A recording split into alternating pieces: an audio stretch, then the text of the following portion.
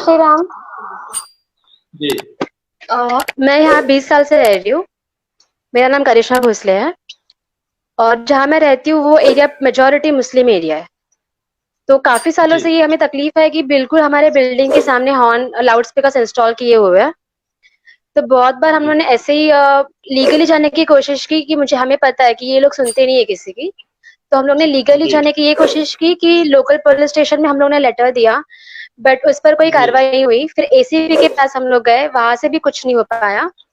फिर मैंने ये जी। सोचा कि शायद हम लोग बात करके ही देखता है, जो अथॉरिटीज है, मस्जिद के जो अथॉरिटीज है, उनसे ही बात जी। करके देखते शायद कोई हल निकल है। तो जी। मैं गई थी उनसे बात करने के लिए, तो उन्होंने काफी बदतमीजी से मुझसे बात की। पहले मैं 3 बजे गई थी, तो उन्होंने कहा कि 5 बजे आइए शाम में। और शाम को जाने से पहले ही काफी लोगों ने झुंड बनाकर रखा था मुझे मुझे पकड़ने के लिए, ताकि मुझे मेरे पे मॉब लिंचिंग हो सके, क्योंकि उनका इंटेंशन तो यही दिखा रहा था। जी। तो जब मैं बात करने के लिए गई उनके अथॉरिटी से, तभी वहां पे बहुत लोग जमा थे, और जो अथॉरिटी था, ट्रस्टी था, वो बाहर आया और उसने कहा कि कौन है तू, यहाँ पे क्यों आई है, अगर इतनी किसने तकलीफ हो बोला रही है किसने अजान। किसने बोला ये बात आपको किसने बोला? और जो ट्रस्टी है यहाँ के, जो इस मस्जिद का नाम नूरे इलाही मस्जिद है। दादा, यहाँ पे स्वामी जी, यहाँ पर जो भी लोग हैं, हिंदू लोग हैं, सभी को ये तकलीफ है कि लेकिन कोई आगे आके ये बोलता नहीं है कि मतलब जो भी गलत चीजें हो रही है मुस्लिम समाज के से, उसके खिलाफ कोई बोलता नहीं है। क्योंकि लोग डरते हैं। उन लोगों को लगता है कि अगर हम लोग सामने जाएंगे तो हमारे बच्चों को मार देंगे, हमारे हस्बैंड्स को कुछ हो जाएगा, हमारे घर वालों को कुछ कर देंगे। इस दहशत में वो रह के कोई गलत चीजों के खिलाफ आवाज उठा नहीं पाते मुस्लिम मुस्लिम समाज में। तो सुनिए, हिंदू भाइयों और बहनों, हाथों में चूड़ी पहन के बैठ जाओ। एक बहन आकर के, एक एक हिंदू युवा नारी शक्ति आकर के लड़ रही है, लेकिन वहां पर कोई, यह हालत हो चुकी है हमारे भारत के अंदर हिंदुओं की। और हिंदू, वो हमारी बहन बेटियां देखिए आगे आ रही है लड़ने के लिए, जिहादियों से लड़ने के लिए, जिनसे आप डर करके घरों के अंदर बैठे। तो सभी हिंदू भाइयों बहनों को कहता हूं कि जागो और ऐसी हमारी युवा पीढ़ी का साथ दीजिए। जी बताइए। माहौल मतलब मैं बता सकती हूँ सर, यहाँ पे हिंदू लोगों की चलती नहीं है। ये तो सबसे बेसिक क्राइटेरिया है यहाँ का, कि यहाँ पे हिंदुओं के त्योहार भी होंगे, तो अगर उनकी आजान उस वक्त होती है तो हमें हमारा आरती बंद करना है, हमें हमारा जो गणेश चतुर्थी में जो डीजे बजता है, वो जी। सब बंद करना है। देवी जी की जो आरती होती है, गणेश जी की जो आरती होती है, वो सब बंद करके इनकी अजान सुननी है। ऐसा माहौल इधर का है। इनके खिलाफ एक शब्द से भी कुछ बोलना नहीं है। अगर बोलते हैं तो ये लोग इतनी दहशत पैदा करते हैं कि वो लोगों के घरों में घुस के उनको धमकाते हैं कि हम तुम्हारे घर वालों को कुछ भी कर देंगे। ऐसा यहाँ का माहौल है। मतलब महिलाओं को अगर छेड़खानी भी होती है तो वो इस डर से चुप रहती है, बोलना बिल्कुल। तो चाहती है, वो इस डर से चुप रहती है कि उनके भाई को मार देंगे, उनके पिता को मार देंगे, उनके पति को मार देंगे। जी जी। सबसे जिस बिल्डिंग में मैं रहती हूँ, उसी सामने वाली बिल्डिंग में एक लड़की थी जो न्यू न्यू शिफ्ट हुई थी, हिंदू फैमिली थी। उस लड़की को उसी बिल्डिंग के मुस्लिम लड़के ने छेड़ा, तो उस लड़की ने पलट के जवाब दिया। तो उस लड़के ने हर एक मतलब बाहर के एरिया के लड़कों को भी जमा किया, तलवारें वगैरह लेके उन लोग आए थे। तो यह स्थिति भारत के अंदर है। हिंदुओं देखो आप, और अधिक से अधिक, इतनी बड़ी संख्या में आप जितने भी हिंदू हैं इस आवाज को फैला दीजिए, क्योंकि आज हमारे साथ में भारत की नई यूथ आइकॉन बैठी हुई है, करिश्मा भोसले जी। एक जब मैं आवाज उठाने के लिए गई तो मेरे साइड से एक हिंदू नहीं आ रहा है। बोलते हैं कि नहीं, हम लोग को नहीं जाना है, हम लोग समझते हैं कि हिंदू मुस्लिम एक ही है, हमको किसी के अगेंस्ट जाना नहीं है। उनका ये बात है नहीं, हिंदू लोगों का यहाँ पे। अगर एकता एकता होती तो आप इतनी वहां पर रह रही है, बचपन से आपके साथ में रहने वाले लोग हैं, वो लोग चाहते तो आपको बोलते कि बेटा करिश्मा क्या प्रॉब्लम है, लेकिन उन्होंने भाईचारा दिखाया कि आपको, नहीं, बिल्कुल नहीं। उन्होंने क्या, जाते ही उन्होंने आपको क्या बोला? उन्होंने बोला कि कौन है तू, यहाँ पे क्यों आई है। तो मैंने बोला मैं रिक्वेस्ट करने के लिए आई थी। तो बोलता है ये कोई कंप्लेंट करने की जगह है, पुलिस स्टेशन जा और वहां पे कंप्लेंट कर, अगर इतनी तकलीफ हो रही है तो कान में कापूस डाल के बैठ, एरिया चेंज कर। जब मैं वहां पे गई, इस ये सब बातें, तो उसने मुझे, जो ट्रस्टी था मस्जिद का, उसने मुझे ये सारी बातें कही कि आप छोड़ के जाओ, कान में कापूस डालो, तकलीफ है तो, ये कंप्लेन करने की जगह नहीं है, यहाँ पे किसने बुलाया, ये हमारी जगह है, ये तेरी मतलब। जो औरतें थी मुस्लिम समाज की, उसमें से जो औरत मेरे से झगड़ा कर रही है ना, वो औरत यहाँ पे हाँ। चरस गांजे का बिजनेस करती है। आप देखिए कितना बड़ा और कितना बड़ा खुलासा किया है आज करिश्मा जी, झांसी की रानी जी, आज हमारे यहाँ पर पूरी दुनिया के अंदर एंटी नारकोटिक्स डे है और आपने बहुत बड़ा खुलासा किया है कि एंटी नारकोटिक्स डे के दिन कि देश की आर्थिक राजधानी के अंदर जो महिला वहां पर एक धार्मिक स्थल में घुस रही थी, आपको डरा रही थी, वो वहां पर ड्रग्स का धंधा करती है। आज बहुत बड़ा खुलासा जी किया हमारी झांसी की रानी ने और निडर होकर, क्योंकि ड्रग्स का व्यापार हमारे हिंदू लड़कों की रगों के अंदर घुस रहा है। उस महिला का नाम क्या, उस जिहादन का नाम क्या बताइए आप? उनका नाम मुमताज है। ये मुझे उनका देखिए पूरा नाम नहीं कैसे पता। कैसे नाम है। अरे मुंह होगी वो खाली ताजवाज, तो क्या होगा इनके माथे पर, ये तो सड़क छाप लोग हैं। और फिर वो भी मुझे बोलने लगी तेरी बाप की जगह है क्या, तू यहाँ पे क्यों आई है, हम लोग थोड़ी तुझे बुलाने के लिए आए थे। इतनी और एक दूसरी औरत बोलती है कि 20 साल से ये मस्जिद है, तभी तो किसी को तकलीफ नहीं हुआ। तो मैंने बोला तब भी नहीं हिम्मत की हम लोग ने आने की, अब हिम्मत करके हम लोग आ रहे हैं सामने की, नहीं जम रहा हम लोगों को, तकलीफ बहुत सहन की हम लोगों ने। तो बोलती है अरे ये मस्जिद तो रजिस्टर्ड है। तो बोलती मैंने कहा कि मस्जिद रजिस्टर्ड है, मस्जिद का वॉल्यूम भी रजिस्टर्ड है क्या, आपके जो भोंगे का जो वॉल्यूम है वो भी रजिस्टर्ड है क्या। तो स्वामी जी उसके बाद में मैंने पहले ही पुलिस को फोन कर, मेरी माँ ने पहले ही पुलिस को फोन कर दिया था, क्योंकि पता है ये लोग तो बहुत जाहिल होते हैं, इनको अच्छी भाषा समझ नहीं आती है। क्योंकि मैं तो बहुत छोटी सी मतलब रिक्वेस्ट के साथ गई थी। आपके साथ बेटी जैसा बहन जैसा कोई व्यवहार ही नहीं, बिल्कुल दुश्मन भी जैसा नहीं, व्यवहार। बिल्कुल भी, बिल्कुल जैसे ऐसे था कि मैं कितने सालों से इनकी दुश्मन बनी हुई हूँ और इनको मुझे कुछ कैसे कैसे भी करके नष्ट करना है, ऐसी तरह से उन लोग वो मेरे से बात कर रहे थे। तो नहीं नहीं, जब मेरी बिल्कुल माँ आई, करिश्मा जी। हाँ हाँ, बोलिए बोलिए बोलिए आप। तो जब मेरी माँ आई और फिर मेरी माँ से, आप मेरी माँ को देख रहे होंगे वो वीडियो में। मैं देख रहा हूँ। जी वो मेरी माँ है जो वीडियो में आई है। फिर जी उन्होंने, मेरी माँ ने पहले ही फोन कर रखा था पुलिस को कि पता ये लोग, मैं छोटी सी रिक्वेस्ट के साथ गई थी, लेकिन उन्होंने उस चीज को ये बहुत बड़ा इश्यू बना दिया। तो वो भी एकदम काम एंड साइलेंट में ये रिक्वेस्ट की थी कि दादा जी। आप आज वॉल्यूम कम कर सकते हो क्या। तो उस पर इतनी बदतमीजी से उन्होंने मुझसे बात किया ना, शायद मुझे लगता नहीं कि ऐसे इतने साइलेंट बात करने के बाद ऐसा रिस्पांस मिलता है कहीं किसी। मतलब वहाँ पे जो लड़के लोग थे, मुस्लिम समाज के जो लड़के लोग थे, उन्होंने भी मेरे से बहुत बदतमीजी से लड़के मत बात की। कहिए, लड़के, करिश्मा जी लड़के मत कहिए, आप जिहादी कहिए, जिहादी राक्षस है वो, जिहादी आतंकवादी। जी बोलिए। बिल्कुल। तो वो जो जिहादी लड़के थे उन्होंने भी मुझसे बहुत ही बदतमीजी से बात की। बोलते कि इसको डालो गाड़ी, जब क्योंकि वैसे तो फुल हम लोगों ने किया था पुलिस को सिक्योरिटी के लिए।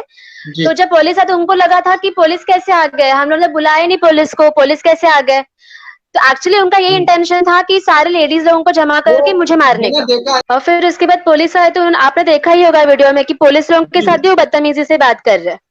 उसके बाद वहां के वो जो जिहादी लड़के थे बोलते बात डालो नहीं कर इसको रहे गाड़ी थे, के मार रहे अंदर। थे, पुलिस वालों को मार मार रहे रहे थे थे, वहां पर मार रहे धक्के थे में। बिल्कुल, उनको मार रहे थे वो लोग। और फिर जब गाड़ी आई तो हमें लेके गई, बोलते वहां के लड़के लोग इसके बाप का मस्जिद है क्या, आप आ गई यहाँ पे बोलने के लिए। ऐसा बहुत कुछ हुआ बातें, लेकिन मुझे अभी वो इतनी याद नहीं क्योंकि मैं अपने ही टेंशन में उनसे बात कर दी थी। बाद में हम लोग गाड़ी में बैठ के जी जब पुलिस स्टेशन पहुंचे तो जहाँ में जो यहाँ का एरिया लोकल पुलिस स्टेशन है, जो गोवंटी जी में आता है, लल्लू भाई पुलिस स्टेशन। और जी वो जी। लल्लू भाई पुलिस स्टेशन का जो कॉलोनी है वो पूरा कॉलोनी मुस्लिम लोगों से भरा हुआ था और हिंदू साइड से एक इंसान नहीं था। और और एक उनके भी नहीं था ना। एक भी नहीं था। जी और मुस्लिम समाज के वो जो जिहादी लोग हैं उनसे पूरा जो कॉलोनी है लल्लू भाई कॉलोनी, उनकी सारी जी औरतें लड़के लोग उन लोग फटाफट फटाफट जमा होते जा रहे थे। और पुलिस सिक्योरिटी भी इसीलिए वहां पे बढ़ती जा रही थी। लेकिन पुलिस ने ये नहीं बोला उनको कि आप इतने लोग क्यों खड़े हो यहाँ पे, एक दो लेडीज आई है हमारे पास, तो इतने लोगों को आने जी की क्या जरूरत है।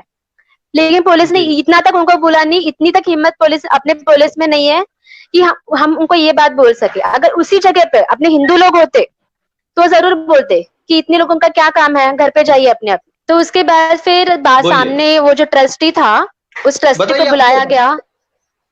जो जो जो ट्रस्टी था मस्जिद का, उसे बुलाया गया और उसे पूछा गया कि क्या हुआ। जी तो जब जो अवतार उसका इस मस्जिद में था, इस कॉलोनी में था, जब मैं अकेली थी, और उसका अवतार पुलिस स्टेशन जी पहुंचने के बाद पुलिसों के सामने पूरा बदल चुका था। मतलब एकदम एकदम सभ्य व्यक्ति बन चुका था वो जब पुलिस स्टेशन पहुंचा। बोलता मैंने ऐसे बोला ही जी। नहीं, आपको गलतफहमी हो रही है। नहीं नहीं ऐसे बेटा, मैंने ऐसे नहीं बोला। उसका पूरा अरे ये अवतार बहुत बदल चालाक चुका लोग था। हैं, ये बहुत जी चालाक लोग बिल्कुल। हैं और ये एकदम से रंग बदलते हैं, ये भेड़िए हैं, रंग बदलते हैं ये लोग। मुझे कहने के लिए मुस्लिम समाज अल्पसंख्यक है, लेकिन सही मायने में हम हिंदू अल्पसंख्यक हो चुके हैं। जो उनके विचार हमसे ज्यादा हम पे लादे जाते हैं, उस हिसाब से तो यही जी लगता है कि हम अल्पसंख्यक है। और अभी बिल्कुल। अब जो ये और अब जो हमारे जो ये सब माहौल बना है, उसके बाद से लोग हमारे खिड़कियों के पास देख के हमें गालियां देते हैं। लोगों को इकट्ठा करके सारे उनके जिहादी लड़के औरतें इकट्ठे होकर हमारे खिड़की में वीडियोस बनाते हैं, हमारे हमें नीचे खड़े होकर हमारे घर खिड़की में देख के गालियां देते हैं।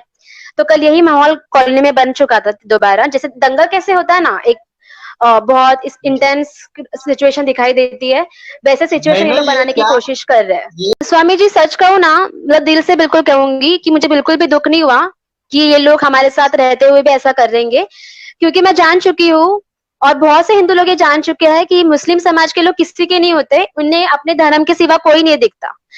ना इंसानियत दिखती है, ना कुछ और दिखता है, इन्हें सिर्फ अपना धर्म चाहिए और ये धर्म के लिए कुछ भी कर सकते हैं। ये अभी आवाज क्या की जी आ रही है, अजान की आ रही है क्या?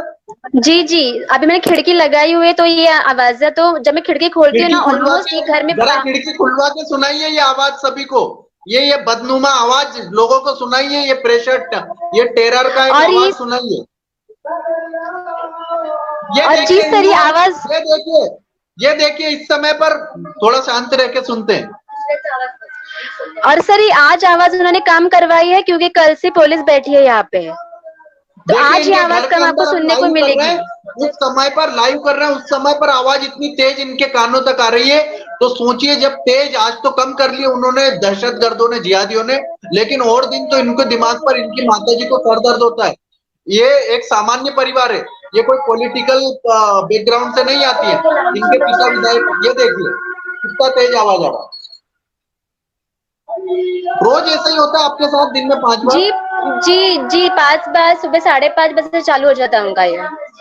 और आप ये जान के हैरान हो गए कि हमारे काफी दूर एक एरिया है, वहां की मस्जिद का आवाज मेरे घर तक बिल्कुल क्लियर शब्दों में सुनाई देता है। अरे अभी दोनों की ये आवाज मिक्स हुए दोनों अजान एक साथ में हो रही है। तो हिंदुओं, जो लोग कहते हैं कि भाईचारा भाईचारा, वो देख लो करिश्मा जी से, हमारी झांसी की रानी करिश्मा भोसले जी से सीखिए। ये देखो कितना तेज आवाज है, देखो। जी बिल्कुल, देखिए आप सब सुनिए प्लीज।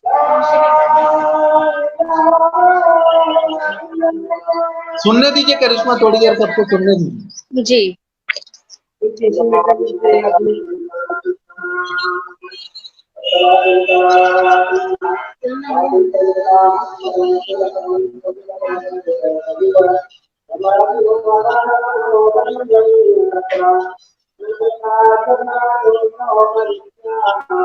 इतनी तेज आवाज रोज आती है?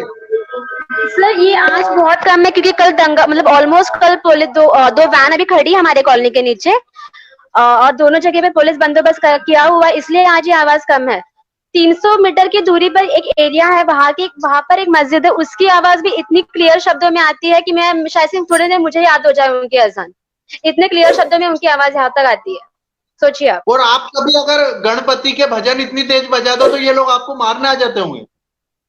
जी बिल्कुल, सब तुरंत पुलिस आ जाती है हम उस टाइम पे तो। और ये लोग जब इनके मुहर्रम होते हैं तो 12-12 बजे तक इन लोग के मुहर्रम में ये लोग बोलते हैं चिल्ला चिल्ला कर, पता नहीं को क्या बोलना होता है, लेकिन इतनी चिल्ला कर ये लोग हर एक बात बोलते हैं। और अभी जो मुहर्रम गया, कुछ ये इस साल का जो मुहर्रम था, उस मुहर्रम में तो ये लोग बोल रहे थे कि इन लोग के भगवान कोई भगवान नहीं है, वो भी माइक में। हिंदू एरिया में ये लोग रह रहे हैं और वहां पे बिंदास पूरी हिम्मत के साथ ये लोग बोल रहे हैं कि हिंदू भगवान कोई भगवान नहीं है। मतलब सोचिए आप अरे इन लोग की हिम्मत कितनी है।